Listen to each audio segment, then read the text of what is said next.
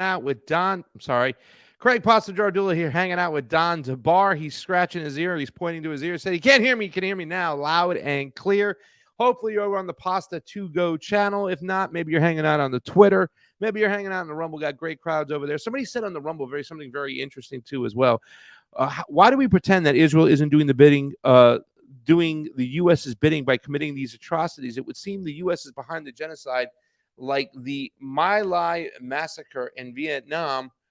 But how do we know? Who do we know who came first, the chicken or the egg? We're here with Don DeBar. Don, it's kind of funny. Some people will start saying that is really anti-Semitic if you start saying these are globalist, kind of decisions that are being made. What's going on? I think about the USS Liberty, and to me, that makes me think that sometimes that people in Tel Aviv are the ones making the decisions. I don't know. I don't care. They're still joint at the hip, whether it's USA, whether it's the United States, whether it's Great Britain, whether it's England, whether it's Israel. They're all making these same decisions. So it is what it is. It's kind of crazy. However, let's take a look at this article I have over here too, because I want to stay focused on this whole Russia situation, right? So last weekend in Moscow, there was a terrorist attack. They rounded up all the the shooters, the four shooters. Over 130 people died, hundreds more injured. It was in a Moscow music hall of sorts. It was really, really scary. And a lot of people don't understand this. If you're listening to Scott Ritter and what he's talking about is they let these gunmen drive a little bit and go where they wanted to go. They followed them. In other words, they didn't grab them right away because they were listening to who they were speaking to, who they were talking to. And it appears to me, and from what all the information I heard, is that they know. They know who they were talking to and what they were saying. So Putin vows revenge for the bloodbath Moscow attack, points finger at help from Ukraine as 11 terrorists are captured. Now, let me just say this. I said this before. I'll say this again. As the Ukrainians go, so goes the United States. Anybody who knows anything about anything, right, knows what happened in 2014, that at that point, Ukraine ceased from being a sovereign state. It became the proxy of the United States, which wanted a war with Russia, even if it wanted to bleed them financially. Either way, we understood what was going on, that they were doing our dirty work. And we've been doing this for quite some time. We put missiles all along the Baltic countries pointed at Russia. We haven't slowed down whatsoever when it comes to expanding NATO. What are your thoughts on what's going on? How dangerous is this that we're playing? Because I think a lot of people think, there'll never be an attack on United States soil, right? I mean, F around and find out, Don. I mean, are we not playing with fire over here? I mean, we're playing actual Russian roulette over here with the Russians. Go ahead. Yeah. Well, first of all, something that most people do not know, but that is very, very important because this is the soil in which all of these things that are going on right now takes place. Since January and up for another 2 months, up until May of this year, NATO, the U.S. basically, with the NATO partners, have been conducting the largest military exercise since the end of the Cold War in and around Russia, in Europe. Around Russia, in Europe and Asia, particularly in Europe, called Steadfast Defender 24. By the numbers, they are, let's see, the exercise timeline is into two overlapping parts. Part one focuses on transatlantic reinforcement, that is, the strategic deployment of North American, meaning U.S. and Canadian forces, across the Atlantic to continental Europe. And this has already been played. In other words, we're placing our resources in Europe to fight a war in Europe. And they're there now. And then part two focuses on multi-domain exercises across Europe, demonstrating NATO, national, and multinational military capabilities and testing rapid deployment of troops and equipment across borders within the alliance. So they are positioning themselves with everything and with capability and depth on the continent. for some flashpoint wherein suddenly there's an aggressive overt war between NATO and Russia. In other words, really, where there would be an invasion of Russia by NATO. That's the context for this. Today, there was a report in RT, the Russian international news agency based in Moscow, about a pair of B-1 bombers that were intercepted by Russian fighters over the Barents Sea, which is sort of in the area between North America and Russia in the Arctic. And this is an unusual occurrence nowadays. You have had outright condemnation and of basically a challenge to the political legitimacy of Russia's government by the United States in the way that they've described the elections there over the last month, I would say. And you've had suddenly incidents like this. We had last week another massive attempt at bombing the Kerch Bridge and the Crimea Bridge and Sevastopol and such. Yeah. A couple of terrorist incursions into Russia proper, and then of course this horrific terrorist attack in Moscow. It's not in the downtown. It wasn't in the heart of Moscow, but it's in the city, and which means it's comparable to, say, this kind of an event in Brooklyn or Queens or the Bronx. President Putin has promised that whoever is responsible is going to find justice delivered. And the mood of the people, see, the timing for this, right after this election,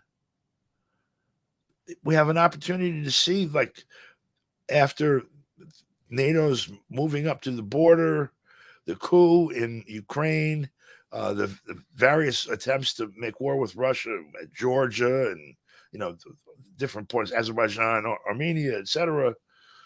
And finally, the very firm response of Russia at the beginning of last year in Ukraine. It was theoretical what kind of support the people had in Russia for the way that Putin was handling that and the economy as it's been under sanction, and the overall governance of the country, including the fact that he had been in for several terms already. And so, with, in essence, a referendum on that question, he came out with more than 3/4 of the eligible voters voting, and he got more than 87% of that vote, which is, by comparison, the 2020 presidential election in the United States had the highest turnout of any since Jack Kennedy, 1960, certainly in this century. And that was at 63%. And no one has had anything greater than 50-something% of the popular vote. So he has a mandate from the people there to do what he's been doing, only do even more of it.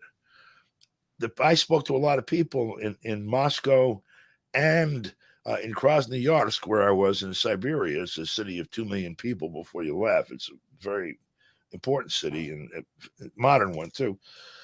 The only complaints I heard about President Putin's administration of these things that we're talking about is that some people said they wished he had gone into Ukraine earlier. Yeah. So now you have this mandate, basically, and then you have this tremendous insult to the people of Russia. You go into their home and start killing them. He promised a firm response. He's actually going to be obligated to deliver it politically. And now we're finding, as they unravel what happened, I mean, it seemed likely anyway, but they're going to find evidence, I'm sure. Whether it becomes public or not is another matter, but they're going to find evidence that this thing was engineered by some agent of the U.S. above Ukraine level, and very likely directly from Langley or or DIA or some U.S. Intel agency, and that's going to present a problem that's almost existential facially, which is that does Russia take this one on the chin, which leaves Putin politically open to domestic criticism and maybe even valid domestic criticism, or does he do what's appropriate, what anyone else would do in that situation, and strike against, first try subpoenaing the people from Langley, drag them to court or whatever, and when the U.S. refuses to do it, to find other means.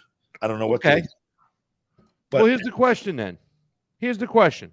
Yeah. Should Americans be afraid of an attack on U.S. soil? Have we gone too far? I know people can't fathom the whole situation, and I don't know if it's true, but I did see a tweet out there a while ago, and it showed like when somebody said it was released on Russian state TV or it was on a Russian website that they were showing an animated nuclear bomb attack on New York and other major cities. I can't confirm or deny whether it was right or not, but I mean, F around and find out, Don. I mean, how far? I mean, well, look, number one, should they be afraid? And number two, in your opinion, do the elites or the ruling class or the Malthusiast out there, is this what they want in the end of the day? I mean, surely they must think to themselves like, okay, they're going to have to respond and we'll be all dragged into World War III. And, it's been said before, World War III will be fought with nuclear weapons, but World War IV, that will be fought with sticks and stones, my friends, right? So that's nice. Back to the old question over here. Should Americans be afraid of attack on U.S. soil? Well, first of all, let's be clear about a few things. I mean, honestly, I'm not privy to the strategic mindset of Russia or China or anyone else that looks at, having to deal with the U.S., in a military capacity as just a reality. But I'm going to guess that, their toolkit in terms of handling, these kinds of things includes more than just a nuclear hit on the United States. What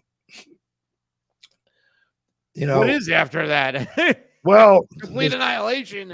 Look, so let's say that you've stepped outside the line. The U.S. has stepped. I'm going to say it. And so I'm Russia saying the U.S. has stepped outside the bounds of acceptable behavior. And I'm going to punish you for it. So maybe one thing that you do is you send a terror squad into New York and blow some shit up there. I don't think that's what will happen. What I might do instead is sit down with my new friends, Iran and Saudi Arabia and Venezuela, and decide nobody else is getting any oil anymore. And I might start, swinging that appendage, in a variety of ways in the economic sphere where we do have clout. China just says, you know what? Nothing that rolls off our factories anymore goes to the United States or West Europe. By the way, anybody want to buy these little pieces of paper with those funny little American president faces on them? I mean, there are things that can be done that will cause great pain to the elite here. Yeah, don't involve blowing up, American. It seems like they'll just counter with more proxy attacks. ISIS-K will be LMNOP, ISIS XYZ, whatever it is. I mean, and that's the thing that people just drive me crazy, Don, is that, if it's ISIS, it's us, right? We supported the Mujahideen against the Russians, and it became Taliban, became ISIS, Al-Qaeda. We've, done this for quite some time. Even Hillary Clinton admitted to that. I mean, so it just seems if they try to economically squeeze us, we'll just more proxy attacks on their citizens. I mean, at what point, right? So the next proxy attack, maybe you send a single hypersonic missile to drop like 10 miles outside Chicago. Mm-hmm. So you guys really want to play this game? I mean, there's a lot of ways to play this. And the Russians are, most of the chess grandmasters are from Russia, right? That's true. So, I don't know. the people that seem to be running U.S. foreign policy, that's the biggest fear I have right now, by the way. It's what? Excuse me. It's okay. Someone is running this war program, with Russia and China. As they're accumulating funding in Congress, for example, they're talking about we need money for Israel, we need money for Ukraine, and we need money for Taiwan. They recognize whoever's doing this, that war is going to be us against them being Russia, China, and whoever the hell else is thrown in with them over there. Because this is the threat to their hegemony. This is the sword in the heart, the stone heart of their hegemony, actually. And so it's obviously not Joe Biden. If you were having like a mud pie bake-off or something out back, with your great-granddaughter and some of her friends, maybe the Easter Bunny drops by, Joe Biden's all in. Strategic planning of global war, I don't think Joe Biden is anywhere near that room.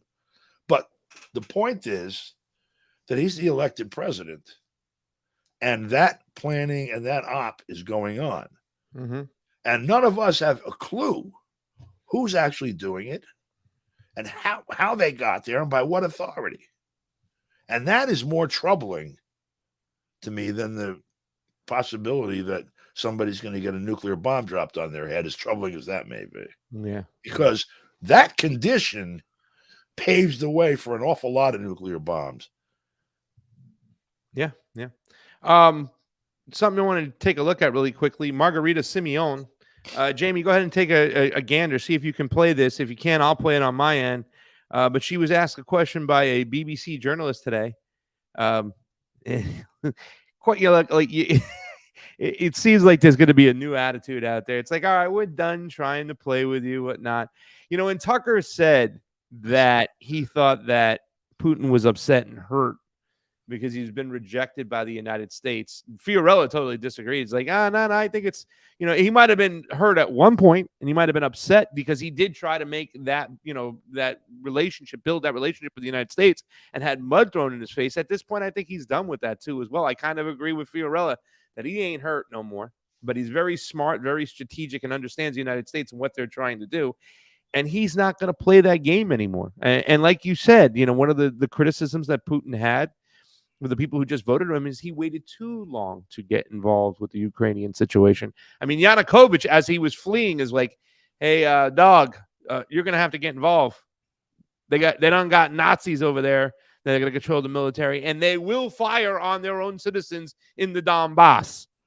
And people felt he was dragging his feet. He tried Minsk 1, didn't work. Tried Minsk 2, didn't work. F around and find out. I'm looking at what's happened since. I mean, it's very difficult. It's very easy to say this is what I should do, in schoolyard terms, smack the bully in the mug and all of that. You have to look at if you're going to start throwing bombs, first you got to do a bomb count. How many do I got? How long can I throw them for? When I run out, where are they at? Et cetera, et cetera, et cetera. They got enough in the ocean in their submarine to blow the planet up 8 times over. That's the Russians themselves. But that's stuff you can't use. When you're looking at what's actually going to transpire and you want to even direct the outcome of the engagement, then you have to be prepared for it materially. And he had a view of this, obviously, because they're in a very good position militarily. Yeah. Let's listen to this real quick and your thoughts. It's I want to apply at RT tomorrow now. I should have done so when Fiorella went there. I should have tried to go there myself because, man, I love these guys. They're savage. This is the chief at RT over there. Let's listen up. Yeah, she's great. No, Jamie? All right, no more. Until you figure that out, we're not going to do that no more with you. You're just fucking killing me with that. Why is there no need for a serious opponent? Why do you always think that the way you live is better than the way we live? Even the way you ask questions. Why don't you guys do the way we do it? Because we're not you, and we don't like you much, really. Why is there no One more need time. for a serious opponent? Why do you always think that the way you live is better than the way we live? Even the way you ask questions. Why don't you guys do the way we do it? Because we're not you and we don't like you much, really. Do you see a change in attitude at all?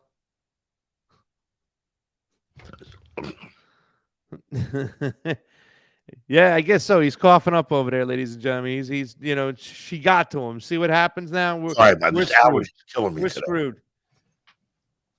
We've got like a pollen count off the tree pollen off the charts. Yeah, you also got geoengineering and GMOs flying around everywhere over there. You were just in Russia where you get good, clean food and no geoengineering. Ooh, yeah.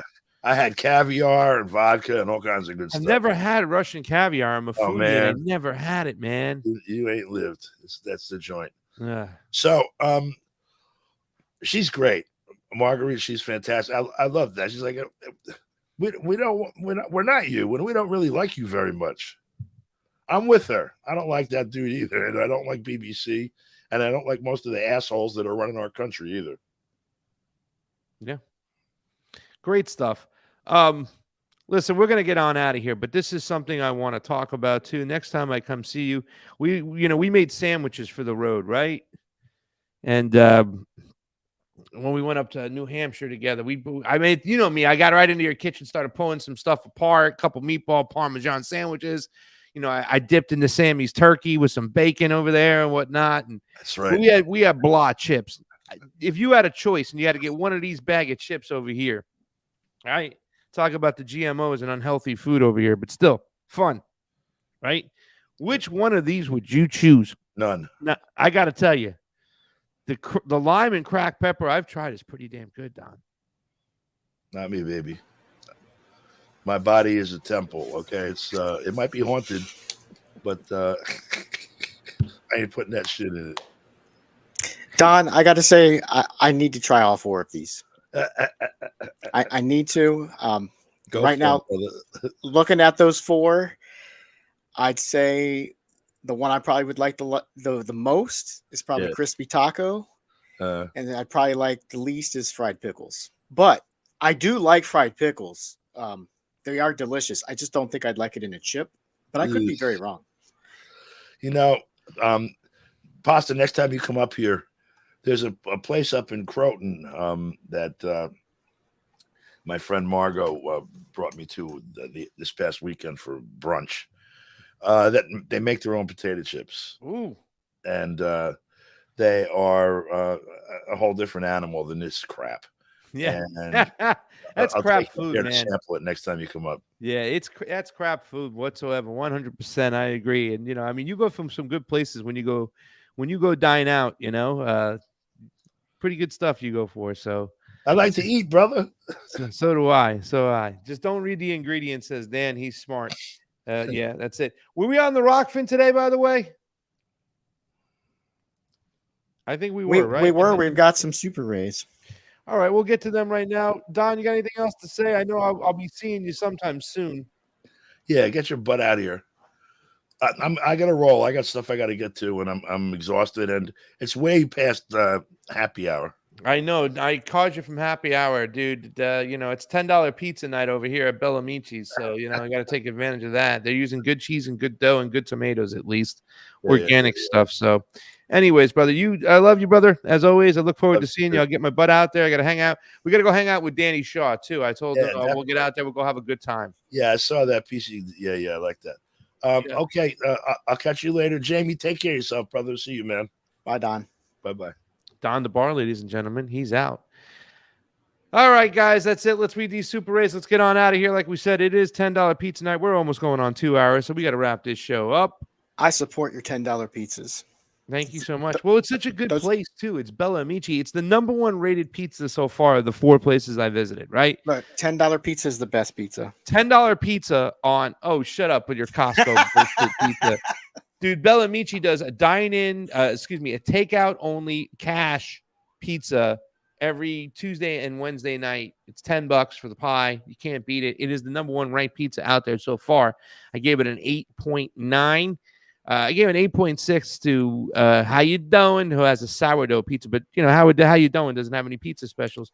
For a large Hot Mott's pizza was $25 over there, but it's really, really good. And they have chocolate chip cookies in which they use like a little of that salted chocolate with that sourdough. They use that same sourdough dough and they use it in their cookie. It's almost just like something really, really unique.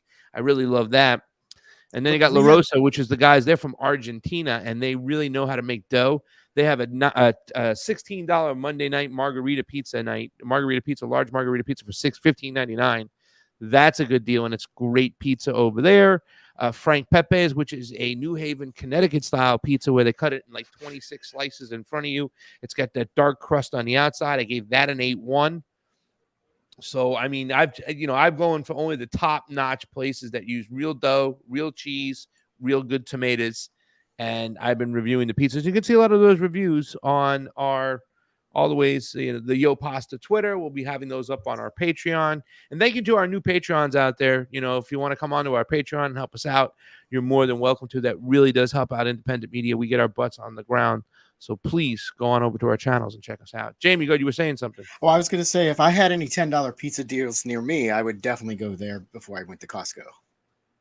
Dude, Costco pizza is trash. It's $10. I don't care. It's terrible. Well, guys, can you please help out Jamie and tell him to stop? I'm on a budget, Costco man. Pizza? I'm on a budget. I can afford $10 pizza at Costco. I can't afford a $25 pizza from. Well, you can find a $15 pizza somewhere and pay the extra bucks to get that, so it doesn't break the pocket. What do we got for Super Rays? All right. Get the Super Rays. Here we go. We got two. One's a long one. All right, Anna Maris, where you been, Anna Maris? We love you. Misty rocking some fabulous lip color, right? Looks fabulous, looking fabulous. Free Assange now, God damn it. I agree, Anna Maris. Thank you so much. I haven't heard from you or seen from you in a long time, Anna Maris. We love you. And St. Davis in the chat, the quickest way to get blocked is by talking about Costco hot dogs are legendary. Once again, stop condoning Jamie's awful habits. Geography Pro, I think RFK Jr. picked her to be an attack dog on Big Pharma with a personal experience of having a daughter with autism. That gives her the ammunition to push what RFK was trying to do without being dismissed as a quack. This is the only way I can see why he picked her. Hopefully it won't turn out how Sarah Palin was a VP attack dog for McCain if this is why he picked the VP attack dog for McCain, if this is why he picked her. Sorry. I read the thing twice. I actually kind of agree with that sentiment there.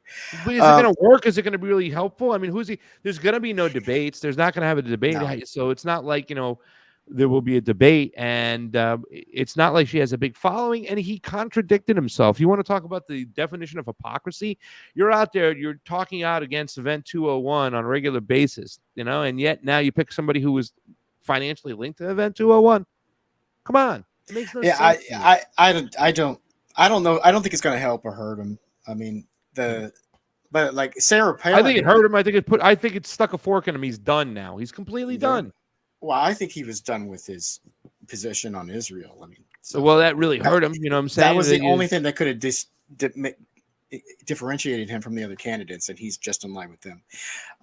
But as far as McCain goes, like Sarah Palin, the problem with her is she overshadowed McCain, and they turned that race into Obama versus Sarah Palin because they kept telling everybody McCain was going to die in office and Sarah Palin was going to be president. Yeah. So I don't see that happening. Your dreams here. of a Cornell West RFK ticket are definitely down the fucking drain, dude. That was not a dream. That was just a hypothetical. But I agree with Hugo Gutierrez too as well. I mean, so many people would just. It's one thing to be pro-Israel, but to be a raving Zionist the way RFK was, and it's like Sam Husseini said. Sam Husseini's like he's like I think it was used a Judas goat was the word he used, right? That he separated the anti-establishment movement. Like that's why he could be out there to do so, right? Like now the people who were like, the anti-imperialist and the anti-COVID protocol people were together on the same page and they were split. They were split. Now it's like, because the same people who were who are anti-COVID protocols are for RFK when it comes to Israel-Palestine. Sorry.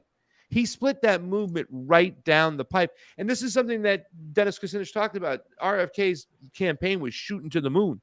Had we listened to people like Misty Winston, Fiorella Isabel, Steve Poikonen, Vanessa Beeley in the beginning, they said, nah, don't do it. We would have saved ourselves a lot of trouble. It took October 7th, and shortly after that, I was like, nope, we're done. Done. And that's when me and Kim were like, no more. Sorry. Yeah. We have some comments from members on Rumble. Let's do that. What do we got? Yeah. Well, there's one from Nutrition Heretic. There's two more from this person as well. Don't you dare, St. David's, come to us with that. Look, St. David's is a man after my heart on the planet. He's a man after my heart. Those dogs are delicious. They're terrible. I will die on this hill. Terrible. They're foot longs, and you get a drink with them. I don't give a damn what you get. You can give it a free Cadillac with them. They're still a terrible hot dog. They're better than a lot of dogs out there that you can get. I'll say that. I will grant you this: the toppings for them that they have there, very, very bad. They need to bring back some of the other stuff they used to have. They got rid of it all during the pandemic. All right. It matters because it shows that our government is making these decisions. Instead, it cowardly hides behind another government. Yes, it does. It's kind of very weird. Remember the whole situation I talked about this with Mark Sloboda. And that, thank you to all those who've been watching the video on Mark Sloboda. It's been getting a lot of views out there when he came on that day. When Russia knows that there are mercenaries from other country, they might not necessarily wear the uniform, but they know they're coming from the United States. They know they're coming from France. They know they're coming from England. It is still different in the eyes of the Russian Federation as opposed to when you have a NATO member wearing, like the French, what Macron says he wants to put troops in Kiev. When they're wearing that French uniform, it's totally different than the mercenaries, right? Well, at the end of the day, right, ISIS-K did this. Russia, I think, knows that it's Ukraine. Ukraine is still a proxy of the United States, so really they have their fingerprints all over the whole situation. It might be different when they're hiding behind another country, but I mean, at the end of the day, I think that those who are sitting down there in Moscow are going to say enough is enough, man. Enough is enough. American Spring made a great comment, by the way. Oh, it's okay. I just want to put it. Mark Sloboda rules. Go ahead. Yes, he does. He's very fun. Why do we pretend that Israel is doing the U.S.'s bidding by committing these atrocities? This is I read before. It would seem that the U.S. is behind the genocide, like the My Lai massacre in Vietnam. Listen, there are people out there that would argue that with you all the time. They'll say that Israel is the one pulling the puppet master, and the United States is following along. There are people that say the United States is the puppet master, and Israel is following along. Right? I think it's hard to say now. I think there's a lot of back and forth there, but the thing you can't deny is the United States and Israel are working together on this. I mean, we're backing them 100%. And our government is. I don't think the people are, but we got to go the way the government goes. Yeah. So I think that was the last comment. That's it for today, then. Oh, regarding this, Mark Sloboda does rule, and a little birdie told me he might be doing an interview with Fee very soon, probably this week. Probably. I mean, probably man, tomorrow. I friggin' was getting ready to go see him. I was keeping it quiet from the audience. I was getting ready to get my boots on the ground and go to Russia. And I was telling Mark, I'm going to come cook for you, buddy. You're going to finally have me in your kitchen making a nice dinner for you and your wife. And then our visas got denied. Just terrible shit. Well, I think it'll still happen. We'll see. Right now, they delayed the trip to the 29th, and then they just denied it again. So with everything going on, it might be a little bit before we get to these visas. I think they're going to hold the side until they straighten this out, and we'll figure out what's going on. I want to thank everybody for joining today, guys. Remember, you can go to our Patreon. You can go to our everything's listed down below, right? We have our Patreon, our locals, our Give, Send, Go. Any way you want to help out, support independent media, please go there. I have a Twitter and Instagram. We have a Pasta to Go YouTube. You got to be on that shit. Same thing with the Rumble, guys. Help us on out. Independent media depends on your support. So thank you so much for joining us today. That's it. I am Craig Pasta Jardula. I am here with Cheese Slice on the ones and twos. Special love and shout out to our good friend Joey Yakuza, a.k.a. Joey Sakata, for cutting up the videos. If you ain't got a dime to spare, maybe you got some time to share. Help us out. We're saving the world here at this show. Pasta to go, one meal at a time. But now it's time for pasta to go. We'll see you soon, everybody.